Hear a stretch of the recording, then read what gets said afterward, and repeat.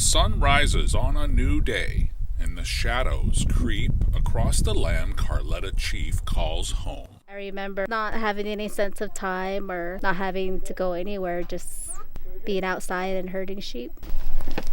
Hers was a childhood of timeless memories, until the weekday sirens signaling shift changes were heard from the neighboring coal mine. The mining activities have kind of put a footprint over our daily lives just because it's just right here.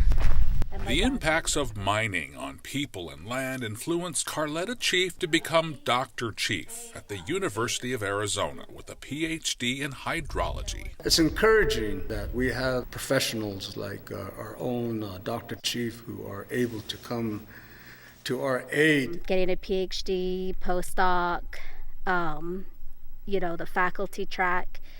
But the difference is that the projects that I pursue, there are research questions that tribes need answers to. Dr. Chief has several tribal projects looking at issues of water and climate change. They get samples from the middle of the river. One is looking at downstream impacts on Navajo farmers of the Gold King mine spill in the Colorado Rocky Mountains in summer 2015. Because of the extent of contamination, our farmlands are in jeopardy.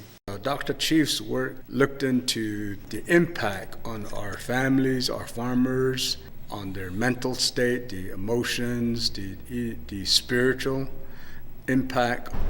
Quentin Benally is one of the Native graduate students Dr. Chief is mentoring along their educational path. Started in 2013, and that's where I met Karletta. She accepted me as a student.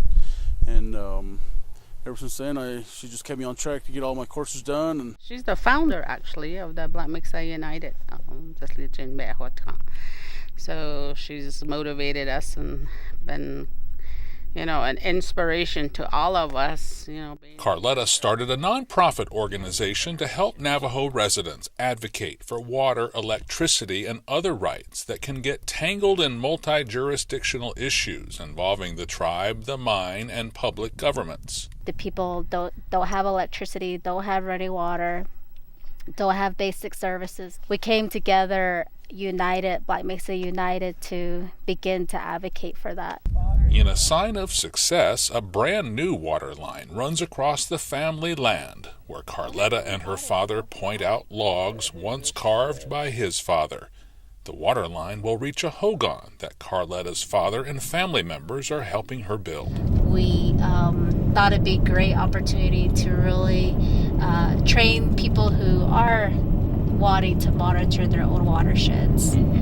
So we're here teaching about what a spring is, because there's many different types of springs depending on. This kind of off-roading is just in a day's work for Dr. Chief, who convenes experts on this hillside to help local residents learn how to do their own watershed assessments. Water that you could have. Dr. Chief brought out quite a team of experts to just take us through every aspect of, running the inventory, preparing the team for these type of field visits, and collecting this data.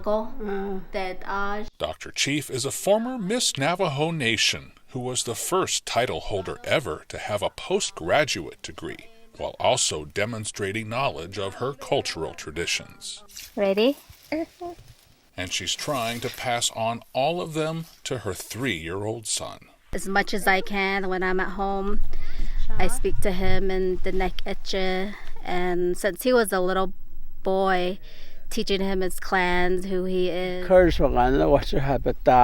With Dene language, with grandparents, and with a dose of mathematics, it's a holistic lesson. It surely should serve son just as well as it served mom. There's a pendant tree right there. So just through the experience of living here and my grandmothers and the grandfathers, that gave me the motivation and the resiliency to make it through college. I've made that full circle where I'm not doing research for research sake, but for the sake of helping Native people.